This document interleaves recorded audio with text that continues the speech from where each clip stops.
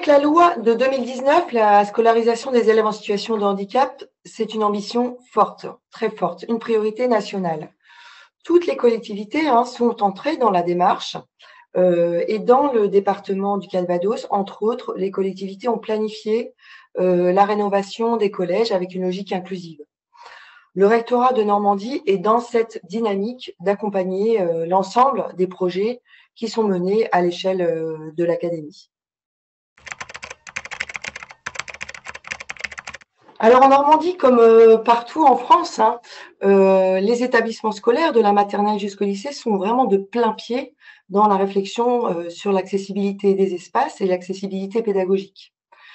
Rapporter une expérimentation particulière pourrait conduire à penser qu'il y a un modèle, une solution universelle qui pourrait s'appliquer à tous. Et en réalité, c'est bien en fonction des environnements que chaque établissement va penser l'accueil des élèves à besoins particuliers. Alors sur le terrain, on perçoit finalement deux stratégies qui mènent à une réflexion sur l'aménagement des espaces en réponse aux besoins particuliers des élèves. La première stratégie, c'est d'adapter en réponse aux besoins d'un individu, d'un jeune ou d'un trouble particulier. On est plus dans de l'individualisation en fait. Par exemple, ça va être de concevoir un espace de travail cloisonné pour un élève qui a des troubles du spectre autistique. Et finalement, souvent, les équipes s'aperçoivent qu'un aménagement qui est conçu comme ça pour un élève ou pour un type de difficulté va être bénéfique et utile à d'autres élèves. En prenant l'exemple précédent, cet espace de travail cloisonné, il va pouvoir servir à des élèves qui éprouvent des difficultés pour se concentrer ou qui ne parviennent pas à inhiber des distracteurs extérieurs. Alors, même si pour certaines situations, il faut continuer de trouver des réponses individuelles, aujourd'hui, on se rend compte que de construire, aménager élève par élève, trouble par trouble, c'est vraiment très laborieux et c'est compliqué de concevoir l'école comme une accumulation de situations particulières. Ça crée une surcharge énorme. Et en plus, ça favorise finalement pas réellement une éducation inclusive dans le sens du développement de l'altérité, du vivre ensemble. Donc, c'est pas une entrée très écologique. La seconde stratégie qu'on repère et qui se déploie de plus en plus sur le terrain, c'est de penser des adaptations, des aménagements qui vont s'adresser à un ensemble d'élèves, à voir à tous les élèves et à tous les publics qui vont rentrer dans l'établissement, c'est-à-dire au-delà des élèves, ça peut être les parents, des visiteurs, un stagiaire, un nouvel élève qui arrive en cours d'année. Par exemple, ça va être une réflexion sur les signalétiques, les repérages des espaces avec des pictogrammes, avec une police et des mots simples, des repères temporels aussi, des propositions d'assises variées dans des espaces variés, en récré, dans les lieux communs, mais aussi dans les salles de classe, ça se voit de plus en plus. Ça va être aussi une réflexion sur l'utilisation de tous les lieux, notamment des couloirs, des espaces de couloirs, s'ils sont bien isolés. Donc, on voit de plus en plus des groupes de travail qui peuvent se réaliser dans les espaces de couloirs.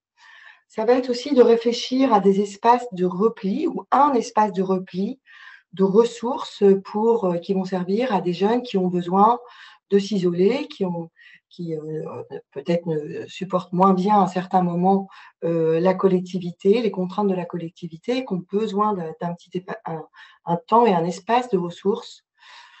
Voilà, ça va être aussi une réflexion sur des aménagements, des équipements de classe qui vont faciliter les travaux de groupe, du travail en îlot, par exemple.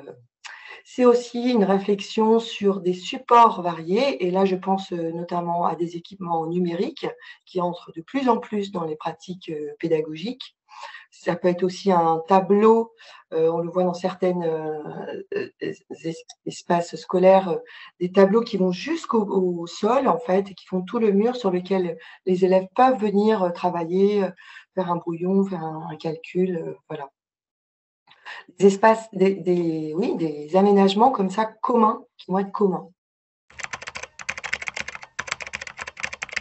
Alors, ces espaces, on le voit aussi, sont de plus en plus pensés avec, une volonté de bien-être, d'accueillir, l'élève, le jeune, heu, dans un contexte qui le met en situation de bien-être, de confort. Alors les retours des expériences, hein, des établissements du premier ou du second degré qui ont mené une telle démarche, heu, en équipe, hein, bien souvent sur l'aménagement de leurs espaces, rapportent qu'il y a des impacts très, très forts en faveur de l'éducation inclusive. Ça va favoriser un meilleur climat scolaire, un respect du matériel qui est, apporté. Ça va favoriser fortement l'autonomie, la coopération entre les élèves. Ça génère du tutorat, spontané, plus spontané entre les élèves. Ça nécessite pas toujours un investissement, particulier. Par exemple, d'installer les tables, en îlot plutôt qu'en rangée d'autobus, n'est pas onéreux du tout. Voilà. Les acteurs, des établissements qui, ont choisi, qui ont mené une réflexion à ce niveau-là, rapportent même que dans le cadre, notamment d'une rénovation, hein, ou d'une reconstruction d'un établissement scolaire, d'un nouvel équipement pour, un espace, les équipes, entrent dans une réflexion sur leur démarche pédagogique à partir de la question initiale qui est de repenser l'espace. C'est-à-dire que travailler sur les espaces, ça amène les enseignants à interroger et à expérimenter d'autres pratiques pédagogiques. Réciproquement aussi, un enseignant qui souhaite, modifier sa pratique pédagogique va venir réinterroger, et repenser les espaces.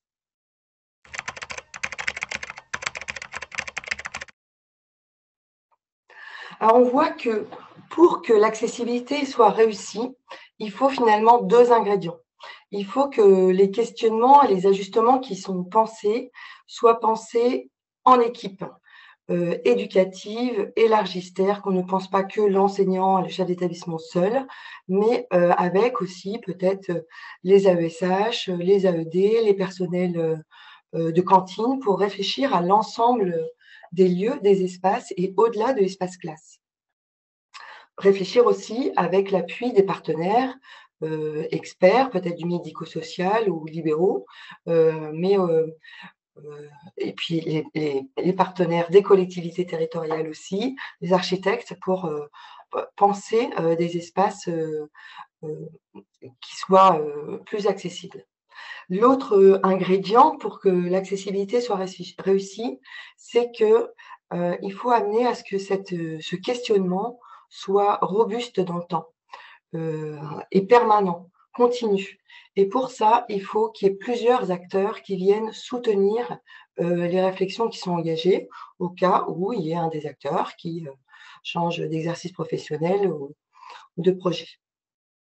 On s'aperçoit que toutes les réflexions sur les espaces, en tout cas, dynamisent le travail d'équipe, et la coopération, des professionnels au sein des établissements et au final, ça soutient, heu, les valeurs de l'école inclusive, ça va faciliter, par exemple, la mutualisation des aides, notamment, heu, la mutualisation des accompagnements par les AESH, qui peuvent, dans ces travaux de groupe, par exemple, être plus distantes d'un élève, puisqu'il peut peut-être bénéficier, à la fois des aides collectives, du tutorat des autres, jeunes dans le groupe.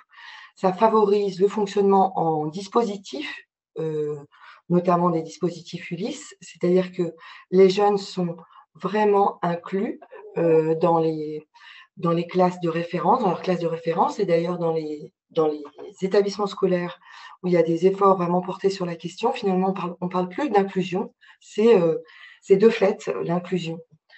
Voilà.